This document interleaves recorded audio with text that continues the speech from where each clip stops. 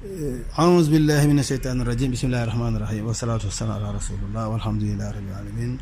asalaamaaleykum kon mbokki Renefis mbokki communauté di âge képp ku yëngati si aju màkk gi ñu ngi dellu si waat si les mémoires di âge def ak yéen waxtaan woo xam ne tey nag ñu ngi ko seq ak suñu benn jigéen boo xam ne macha allah moom it acteur bu mag la si aji màkk yàgg na si te am na ci tamit wax dëgg yàlla liggéey bu rafet bu mu fi def ñu koy wax Adja Wely Mata Dioum. Adja Wely ci tàmbali première question bi rek mooy présentation yow ban at nga njëkk aji màkka ak it lan moo la jëlee ci liggéey ba nga daan def ndax man xam naa ne yow da nga daan jàngale enseignante nga lan moo la tax nga biire bàyyi enseignement yaa ngi doon jàngale nga mathématique jàngale nga nekk nga en tant qu'institutrice waaye nga bàyyi loolu lépp ñëw di organiser ci voyage aji màkka waaw kon aj mu njëkk moom nga njëkk aji kañ la ak lu waral nga def virage boobu. asalaamualeykum la communauté du Hajj maa ngi nuyu ñëpp maa ngi ziyaar ñëpp maa ngi balu àq ñëpp maa ngi baal àq ñëpp maa ngi félicité sëñ Xaadim mooy rakk joo xam ne kontaan naa ci moom lool ci lii muy yëngatu ci pèlerinage à la Mecque ak jàngal bi nga xam ne mi ngi koy gëstu di ko ci jox doomu aadama yi te tegu leen dara maa ngi ko ciy ñaanal yàlla na ko ci yàlla defal jàmm ak résultat yu positif yu baree bare waaw sëñ Xaadim loolu nga ma wax tey noonu la amee je suis enseignante wëlbateeku nekk ci aj bi loolu nag xam naa ne itinéraire bu xaw a gudd la mais dinaa ko résumer rek tuuti ndax c'est vrai je suis enseignante mais je suis née d'une famille commerçante donc sama ambition yépp moo doon un jour ma def commerce nekk opératrice économique nekk une femme d'affaires loolu nag ak ndimbalu yàlla suñu borom ba ak sama ñaani waajur jàppale ma ci ba bi ma jógee ci enseignement d'abord dama ñëw ci commerce bi ndax topp sama tànki waajur bu góor ndax ci loolu la ko àddina yépp xamee vers les années 80 moo daan def le premier chiffre d'affaires du Sénégal kon kooku yàgg na ci commerce xam ko sax ci alors ma topp ay tànkam nag ci laa ñëwee jóge ci enseignement di def petit commerce ba yàgg ma démissionné de l'enseignement ñëw ci commerce boobu nag ci laa nekk ba créer une association parce que dañu amoon mission boo xam ne maak sama mag bu ñuy wax Adja Jooy Jóob dañu amoon une mission boo xam ne li ñu bëggoon ñun moo doon bannir la femme au foyer donc loolu nekkoon suñu mission donc si loolu nag lañ daan dajale jigéen ñi créer des associations féminines yoo xam ne suñu mission mooy à travers le Sénégal ñu fexe ba jigéen ñi duñu nekkati femme au foyer jigéen ju ci nekk da ngay jéem a def loo xam ne di nga ci jàppale sa njaboot ak sa boroom kër donc ci loolu la ñu nekkoon parce que gisoon nañ ni lii xew tey dina agsi mooy ne benn loxo rekk mënul yor kër il faut jigéen ji am lu mu def pour jàppale boroom këram ci njabootam ñu soog a mën a dem donc loolu agsi na léegi bi mu fiy agsi nag fekk na yàlla dimbali ñu ci ndimbalu suñu borom ba mission boobu buñ ko réussir à 100% réussir nañ ko peut-être à 70%.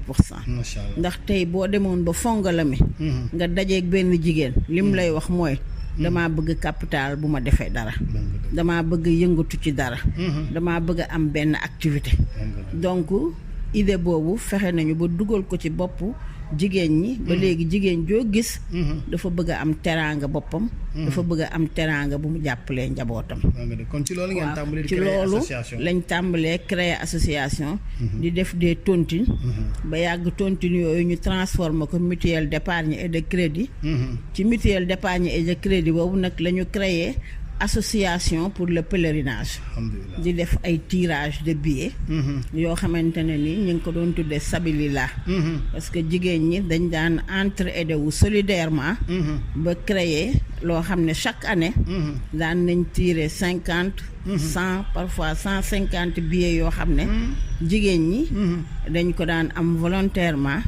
dem Makka. alors bu ñu demee c'était des cotisations de 10 000 francs.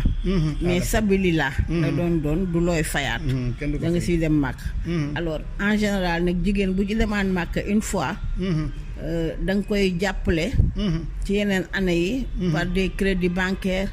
di créer ay caution bancaire yu ñu leen doon jàppale. ba nga xam ne dinañ mën l'année suivante. ou la deuxième année. ñu demal seen bopp Makka. yóbbaale ay marchandises.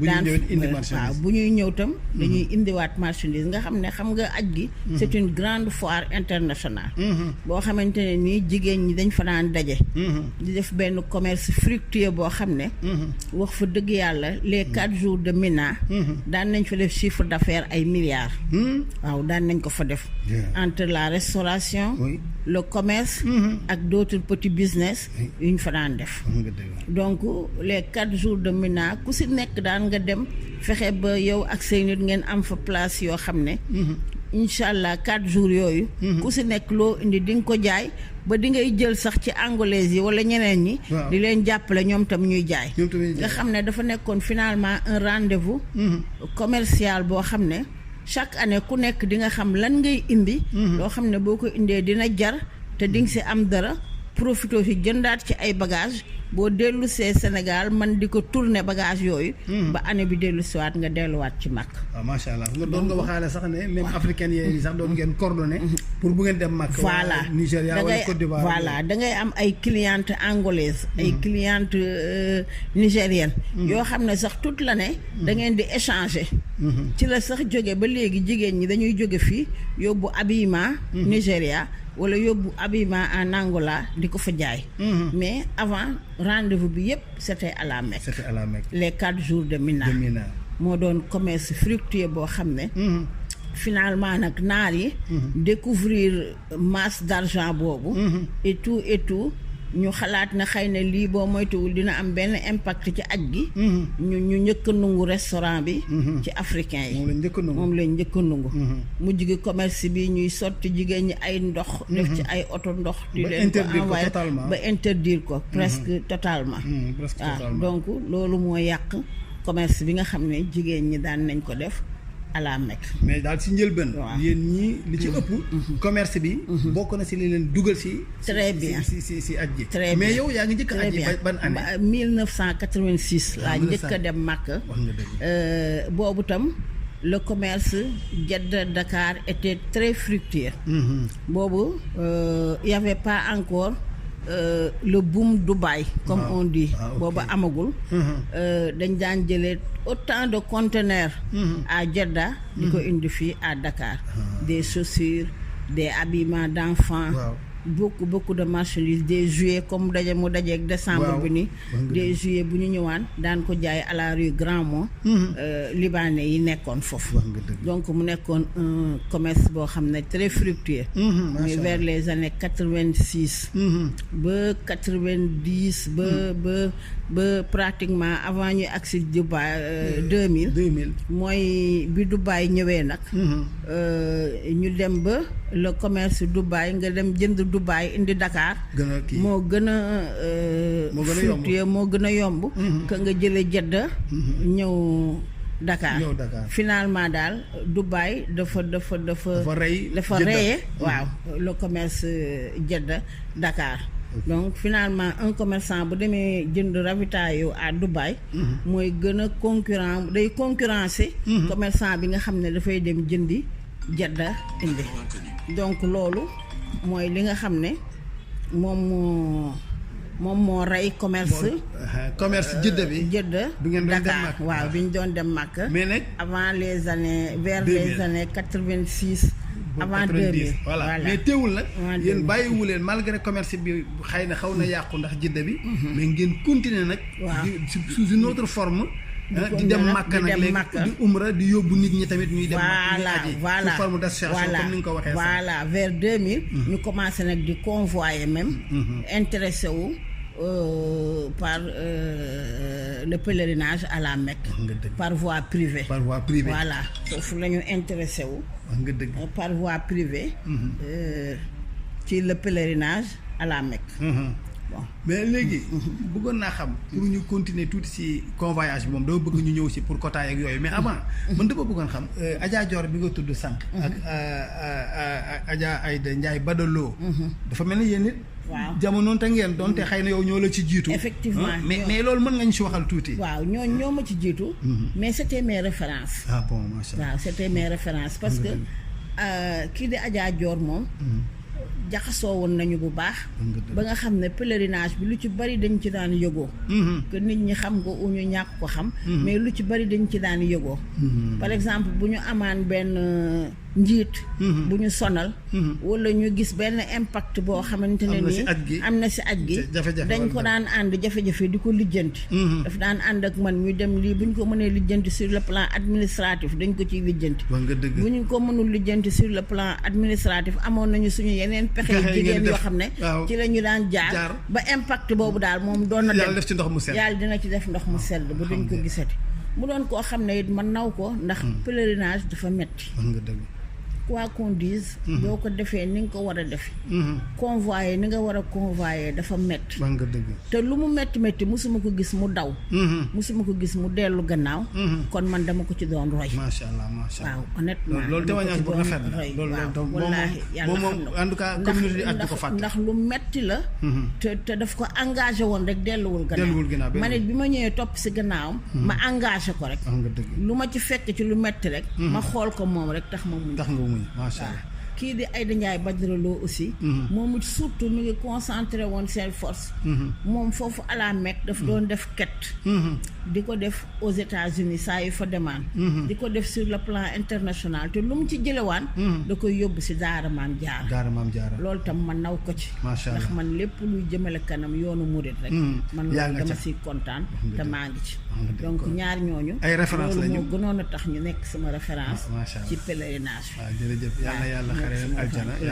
li ci des mooy pèlerinage man dama gis ne la conclusion bi ma si def man personnellement mooy ne yàlla main de Dieu ku koy def rek bu yeboo nga di ci góorgóorlu dafa metti nag du lu yomb du lu yomb ndax gis naa ñaari affaire yoo xam ne lu ma nawle ci pèlerinage bon dina am loo xam ne comme dañ ko fee jële muy le commerce féminin bi ñu ci doon def surtout xaw nañoo metti na te mais nag ñi ngi def ay création yoo xamante ne nii di def ay révolution yoo xam ne c'est positif ñaar le portail waaw le portail man je trouve que c'est très positif ndaxte dafay loo xam ne day sécuriser les finances du pèlerinage waaw loolu moom lu am la waaw ndax ñun ñii rek man personnellement mos naa verser un Sénégalais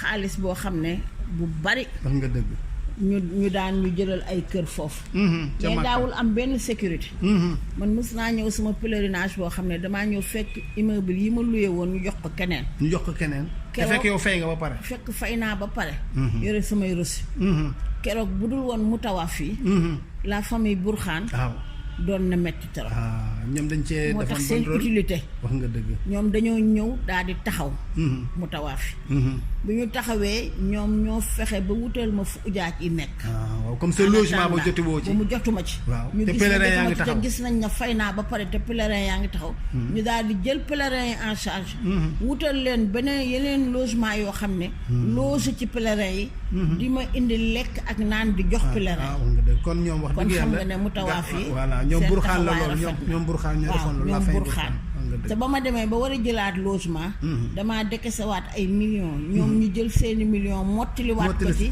héberger ñu kon yow nga fayaat doublement kon la nga fayaat fayaat beneen doublement ñoom it ñu ñëw jàppale la ca très bien mais téye nañu waaji daal di def seeni action ya ca war ba ñu yóbbu ko defee rek waaw ba ñu yóbbu ko defee def ko donc loolu moo doon taxawaayu Moutawaaf moo tax Moutawaaf yi seen taxawaay am na solo wax nga dëgg Adja li nga wax tamit ci portail bi lu am solo la gis nga portail au départ sax nit ñi dañ cee amoon réticence di ko tiit mais mooy protéger mooy sécuriser voyagiste parce que da nga xam ne yow kër gii dugal nga fa sa xaalis boo ñëwee te sa xaalis nangam la te gouvernement bi moo ci teg bëtam bu gouvernement saoudien très bien kon dara loxo mën a touché am waaw kon loolu boo ñëwee da nga fay fekk sa hébergement na nga ko jële woon ak na nga ko dinañ ko sécuriser ba sa xaalis du dem ci noonu ma la wax ne accident boobu ma daloon sama xaalis dem ba Moutawaaf yi ñoo taxaw ba dara ñaawul waaye buñ taxawul woon léegi nag portail bi loolu lay sécuriser corrigé na ko ba lu mel noonu du gaawatee am waaw du gaawatee am alhamdulilah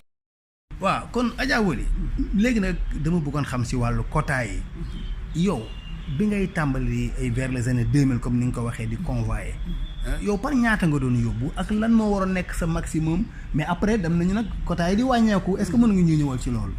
waaw boobu de sëñ Xaadim maa ngi commencé ak 300 personnes. 300 te am na si année boo xam ne boobu mbir yi demeegul nii. Moustapha Guèye moo doon commissaire général au pèlerinage. convoyé naa 500 personnes. 500 personnes ndax dama def 300 personnes. waaw desewaat clientèle. waaw ndax booba non seulement jigéen ñiy tiireel. waaw ay billets. mais yeneen jigéen ñi nga xam ne dañuy am avance rek. te booba mënoon naa leen a compléter. waaw dama leen doon woo ñu ñëw. ma ñëw demandé waat 200 personnes.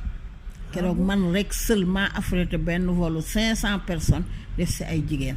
yow rek yóbbu leen à Jeddah ay jigéen rek ay Jeddah kese ay jigéen 500 personnes.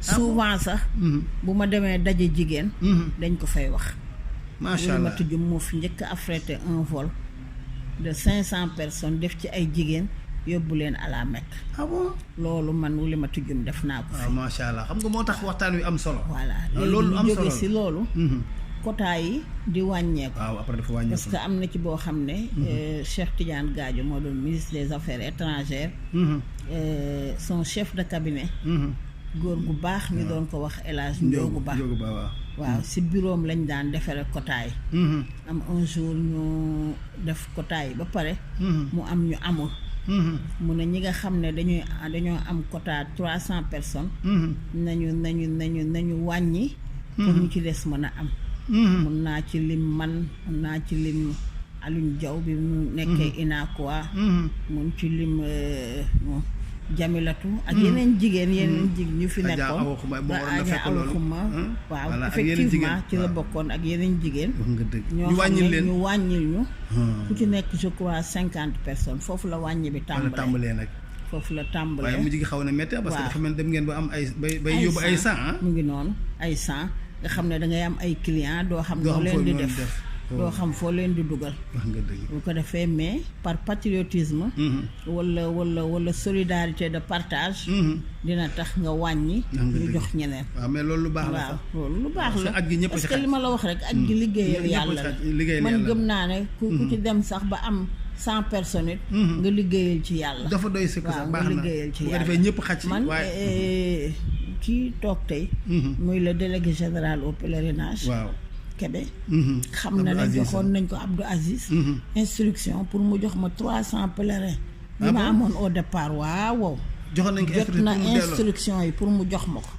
waaye bi mu demee ba ci biir ma xam ne mënu ko ndax dafa am ñeneen ñu mu doon sedd yi dama replier wu ci loolu nungu ko lam ma mën a jox mu jox ma ko mais instruction yam jot la mu jotoon joxuma ko mais taxul ma mere ko taxul aussi ma gis ci sama bopp parce que damaa xam ne situation moo ko waral parce que devant l'impossible nul n'est tenu donc loolu te comme ni nga ko waxee te liggéeyal yàlla la rek liggéeyal yàlla la man daal pèlerinage damaa jàpp ne liggéeyal yàlla la waaw looy liggéeyal suñu borom nag boo ci bëggee am rek da ngay juum non li nga wax bu fekkee ne tam boo gisee nit yore ay yëfam nga yaakaar ne loolu fekk na man de gëm naa ne sama alal bu dul benn du ñaari dugg na ci biir waaw yàlla xam na ñoo képp kuy def Adja yàlla xam na ko xëy na ñiy seen ci bitti waaye ñi ne ci biir aj gi ñoom xam nañ ne seen alal dem na ci te xëy na ñeneen ñi duñ ko xam. am na ñoo xam ne plus que seen alal seen bakkan dem na ci. waaw jeex na kon yow bu ci sa alal rek demee da ngay war a sant yàlla. da ngay war a sant yàlla. Adja loolu am na solo loolu am na solo. mais Adja pour conclure comme ni nga koy doon wax. dama doon wax ndax yow doo xalaat ne naa jël sama retraite ci aj gi. ndax jàpp nga da nga war a aj gi daal ndax doo si jéem a retraite daal wala yow loo si luy sa xalaat ci loolu. non sëñ Xaadim comme ni ma la ko waxee. xam nga sarax. lu yàlla diggaale la. nga di ko def. yaakaar ci payu ëllëg. waaw ak yeneen action yu mel noonu yeneen action yu mel noonu ci lislaam. wax nga dëgg. man damaa jàpp ne aj gi. tam action bu mel noonu la. ci lislaam. wax nga dëgg. kon coono booy sonnal suñu borom. warul am retraite. waaw warul am retraite. mais aj ku koy séntu pour na da nga ciy am xaalis. waaw wala da nga ciy am loo xam ne. pour loo profitoo la. da nga ciy juum. nga dëgg. man damaa gëm ne liggéeyal yàlla la. parce que coono yi ci ne. coono yi ci ne. man nga koo sonn ci beneen affaire mooy coono yooyu. te la nga cay am. doo ko am ci aj gi. kon nga xam ne. liggéeyal yàlla nag. résultat ba yaa ngi koy xaare toujours ci suñu borom. alhamdulilah kon tant que yaa ngi man tant soit peu. ngay continuer di liggéeyal suñu borom ba. ci aj gi ba yàlla jële la fi man de loolu laay ñaan. waaw alhamdulilah yàlla na ko yàlla nungu. ndax buñ dee wax nii. buñ doon tànn ban liggéey moo gën ci liggéey. man de ay mag wax nañu ko tey. yóbbu nit màkka. dara ëpp ko ci tuyaaba. alhamdulilah dara gënu koo noow. alhamdulilah. te yàlla moom ay yonent la daan yónni loolu dama koy wax. pour ñu taxawal aj. waaw waaye léegi gisatoo yónni. déedéet. waaw léegi képp koo xam ne nag yow bokk nga si ñuy taxawal aj ji. ñuy fexe ba ujjaaj ji mën a dem màkk mën a dikkaat. mën a def seeni farata. kon yow yaa ngi si ndigalu yàlla yaa ngi si liggéeyal yàlla yaa ngi si lu neex yàlla. kon comme ni nga ko waxee nag loolu jarta jur retraite. kon Adja ñu ngi lay sant di la gërëm. jërëjëf vraiment kontaan naa waxtaan bi neex na trop. yow it ci dëgg-dëgg maa ngi lay ñaanal daal lii nga jóg di ko def. te nga bokk ci sama famille. yal na la ci yàlla jàppale. amiin ndax liggéeyal suñu borom la. comme li ma la wax léegi rek. yow it loolu laa lay wax. booy liggéeyal yàlla. bul sonn bul tay. wax nga dëgg. te aj moom. di nga ci dégg loo xam ne. di nga ci gis loo xam ne ci coono. waaye da ngay xool toujours feewu aj bi. ujaat yi dañuy ñëw di la ñaanal. wax nga dëgg di la ñaanal suñu borom ba. wax nga dëgg. di la sant. di la gërëm. wax nga dëgg te loola. man damay gëm na lu jóge ca yàlla. jaar ci ñoom ñëw ci yow. lu wér la sant rek. jërëjëf Adja ma santal rek. alhamdulilah te gën cee nekk. waaw amiin waay jërëjëf kontaan nañ trop. yàlla na yàlla yokk wër gu yaram gi yokk fan wu gudd wi yokk wërsëg gi. ñu yàgg ànd di dem màkk di dikk. jërëjëf Adja Wali